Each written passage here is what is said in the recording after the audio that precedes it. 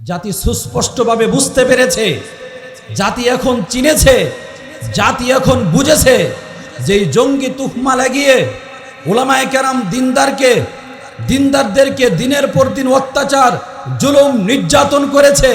এখন স্পষ্টভাবে দেখা যায় ওই ইসকন নামে যেই সম্প্রদায় বাংলাদেশের মধ্যে একের পর এক অরাজকতা সৃষ্টি করে যাচ্ছে, মুসলমানের উপর জুলুম নির্যাতন করছে, মুসলমানকে নিদন্তন করার, মুসলমানদেরকে নিঃশেষ করার পায়তারা চালাচ্ছে।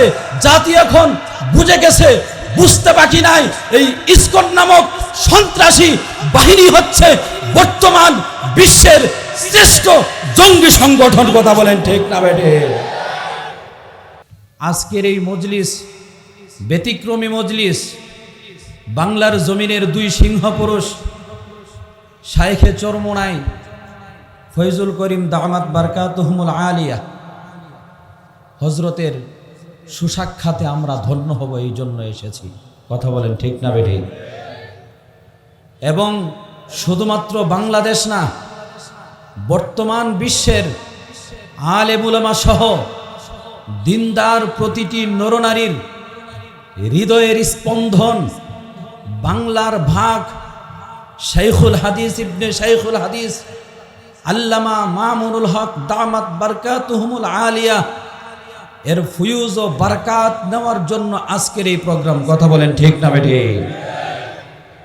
নিঃসন্দেহে নির্দ্বিধায় নির্বিঘ্নে বলতে পারি, আজকের এই মজলিসে যারা আসতে পেরেছি, আল্লাহ তাআলা যাদেরকে আসার তৌফিক দিয়েছেন, বর্তমান সময়ের এই প্রেক্ষাপটে, এই অবস্থায়, এই সময় নিঃসন্দেহে আমরা সৌভাগ্যবান। কথা বলেন ঠিক না বেঠে? আল্লাহ তাআলা তাদের সেই বরকতি সুহবতে আমাদেরকে ধন্য হওয়ার তৌফিক দান করেন, বলেন আমিন। আমার ভাইয়েরা, বন্ধুরা, শুধু তাই না, আজকের এই জান্নাতি বাগান উলামায়ে কেরামের ঐক্যবদ্ধ প্ল্যাটফর্ম। এখান থেকে বাতিলরা অনুধাবন করতে পারবে, এখান থেকে মুশরিকরা অনুধাবন করবে, এখান থেকে ইসলামের পরিপন্থী শক্তিগুলো অনুধাবন করবে যে মুসলমান ইমানদার দ্বীনের ধারক বাহক, যাদেরকে ওয়ারাসাতুল আম্বিয়া বলা হয়েছে, এরা যে কোনো সময়, যে কোনো মুহূর্তে দ্বীনের খাতিরে, ইসলামের খাতিরে সর্ব অবস্থা, প্রতিকূল অবস্থাকেও পিছনে ফেলে দ্বীনের জন্য, ঈমানের জন্য, ইসলামের জন্য ঐক্যবদ্ধ হতে তারা দ্বিধাবোধ করবে না। কথা বলেন ঠিক না বেঠে? আমার ভাইয়েরা, বন্ধুরা, বর্তমান সময় ইসলামকে নিয়ে ছিনিমিনি খেলছে বেদিনরা। একটু আগে গজলে শুনিয়েছে আমাদের ভাইয়েরা, ইসকন জঙ্গি সংগঠন।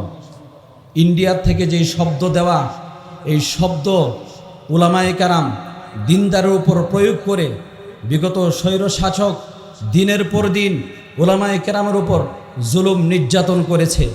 এই ধারায় অসংখ্য উলামায়ে কেরামের হৃদয়ের স্পন্দন আজকের এই মাহফিলের মধ্যমণি শাইখুল হাদিস ইবনে শাইখুল হাদিসকেও তারা কারাগারে বন্দি রেখে বিভিন্ন ধরনের নির্যাতন করেছে। কথা বলেন ঠিক না বেঠে? জাতি সুস্পষ্টভাবে বুঝতে পেরেছে, জাতি এখন চিনেছে, জাতি এখন বুঝেছে যে এই জঙ্গি তুহমা লাগিয়ে উলামায়ে কেরাম দিনদারদেরকে দিনের পর দিন অত্যাচার জুলুম নির্যাতন করেছে। এখন স্পষ্টভাবে দেখা যায় ওই ইসকন নামে যেই সম্প্রদায় বাংলাদেশের মধ্যে একের পর এক অরাজকতা সৃষ্টি করে যাচ্ছে, মুসলমানের উপর জুলুম নির্যাতন করছে, মুসলমানকে নিদন্তন করার, মুসলমানদেরকে নিঃশেষ করার পায়তারা চালাচ্ছে। জাতি এখন বুঝে গেছে, বুঝতে বাকি নাই এই ইসকন নামক সন্ত্রাসী বাহিনী হচ্ছে বর্তমান বিশ্বের শ্রেষ্ঠ জঙ্গি সংগঠন। কথা বলেন ঠিক না বেঠে? শুধু তাই না, বর্তমান সময়ে যেই নবী প্রেমিক, নবীর আশিকরা নবীর ইজ্জতকে রক্ষার জন্য জীবন দিতে কার্পণ্য করে না, দ্বিধাবোধ করে না, অনায়াসে নবীর জন্য, নবীর ইজ্জত রক্ষার্থে জীবন দিতে পারে। বিভিন্ন সময় এই 92% মুসলমানের দেশে নবীকে নিয়ে দেশদ্রোহিতা, হ্যাঁ, নবীর দুশ্মনেরা বিভিন্ন সময় নবীকে নিয়ে কটূক্তি করেছে এবং মুসলমানের অকাট্য আকীদা, নবীর পর কোনো নবী নাই।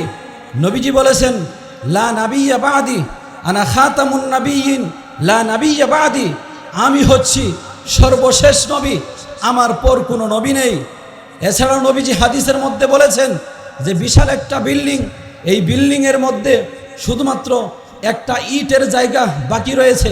এখন যদি ওই জায়গায় একটা ইট বসিয়ে দেওয়া হয় তাহলে ওই বিল্ডিংটা কমপ্লিট হয়ে যায়।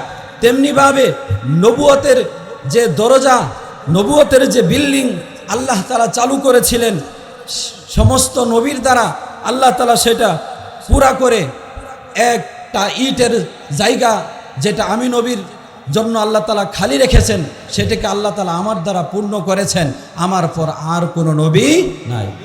নবীর পর আর কোনো নবী আছে? শেষ নবী মুহাম্মদ রাসূলুল্লাহর পর আর কোনো নবী আছে?